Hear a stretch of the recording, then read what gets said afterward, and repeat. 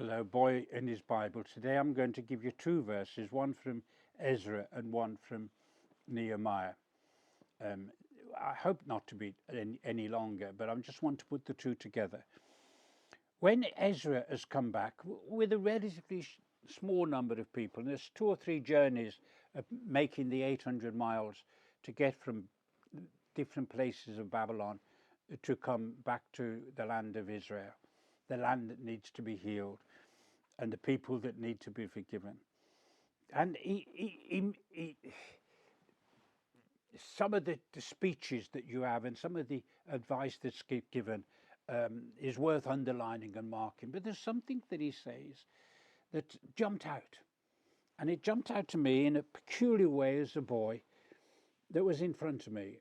And I underlined it. I don't know what colour, I forget, and that Bible is a long time gone now, but I underlined it. And it's this one, and it's so simple and yet so full of energy. There is still hope for Israel. There is still hope for Israel. Of course, you get this in the Apostle Paul in Romans 9, 10 and 11. There is still hope for Israel, both in the remnant, in the people who believe the gospel, and in a day that will come, then there will be a turning back to the Lord, to the Messiahship of Christ. You find that in Romans 9, 10 and 11, as well as the love of God for all people. That is very clear there. They are evangelistic in nature. There is still hope for Israel. There you are, one of the great nations that have come out of Egypt. You have grown powerfully. There's 12 tribes of you. You now have a kingship uniting you in David, an tragic kingship that's united you in Solomon. Then there's this disintegration. This makes you weaker. The more you fight against each other, the weaker you are to the outside people. I once saw a video of 2 beautiful birds fighting over a third bird that was a female bird. And you saw these 2 beautiful birds fighting, and they were fighting on a branch, and they fell in the water and carried on fighting.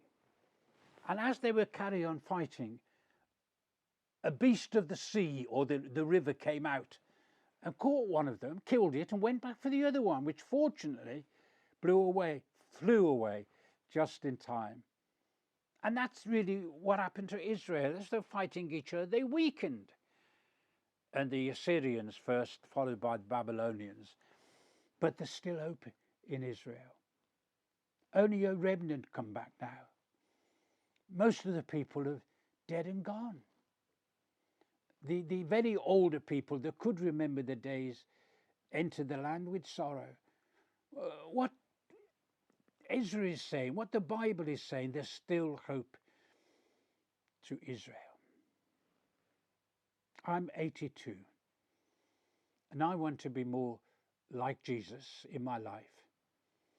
And there's still hope for the boy in his Bible to become more like Jesus. I don't want to be jealous, which is easy for me, or proud, which is even easier for me. I don't want to be unkind. I don't want to be selfish. I don't want to be greedy. I don't want to be consumed by this world. There's still hope for me. And you can take this verse for you. There is still hope for you in Israel. Now, I said I wanted to give you another verse that meant something to me. And it's this verse. Come, let us rebuild the wall of Jerusalem, and we will no longer be in disgrace. The building up of the local church should not be a disgrace because there's progress. The building up of your Christian life should not be a disgrace because it's progress. There's hope for you. There's hope for me. And there's a building that we need to do. Every one of you. Let me tell you one of the weaknesses of church life today, especially our medium to life churches. Let's say you have a church like I go to, which is, say, 400 strong. It fluctuates between 350 to 450, I seem to have noticed. Anyway, it's a good medium-sized church. And this good medium-sized church, you would thought you'd have 300 to 400 workers, but you don't. If we have 10 to 15% of the congregation who do all the work in the church, that's it. Some of them are from a distance away, and their heart should be where they live and the people around them. And the heart of the church should be the building up of the walls of the church. That should be all, with our case, of the 1,000 or so homes that are around the church. I remind myself regularly of the words of Campbell Morgan after a ministry of many years at Westminster Chapel gave in one of his final sermons, which would have been heard by Dr. Martin Lloyd-Jones, who was a joint minister, or even may have been the minister at that time. It was very late in the day. He said, "Brothers and sisters, I've got something I'm ashamed of. You should be ashamed. We should be ashamed. As a church, we have seen the blessing of God in the lives of thousands of people.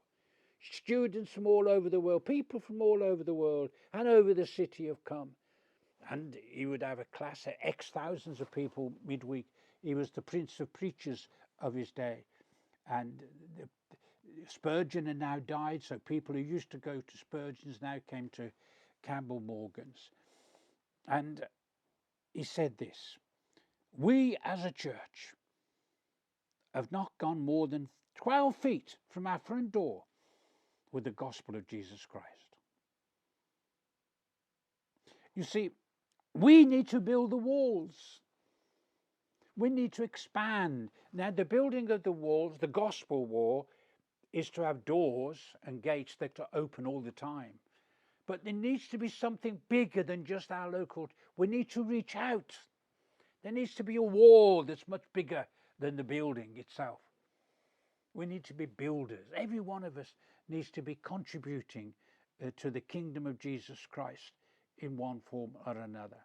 I myself would like to do more in my local church. So sometimes it's the structure of the church that doesn't lend itself to growth and development, because the leadership just want to go round and round and round. This is a verse for us all, no matter who we are. Come, let us rebuild. People of the past have had the vision, so let us rebuild the wall of Jerusalem, and we will no longer be in disgrace.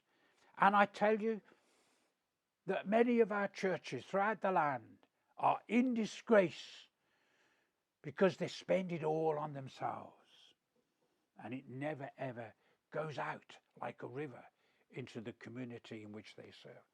For those churches who try to do this or try to do that or try to do the other, we bless God for them. They are showing us an example. The communication of the gospel into the homes of people, the giving to them the word of God verbally and also in literature and in the Bible, is one of the things that we should be doing if we don't want to be in disgrace. Thank you for this longer time today. Boy in his Bible. Thank you. Goodbye.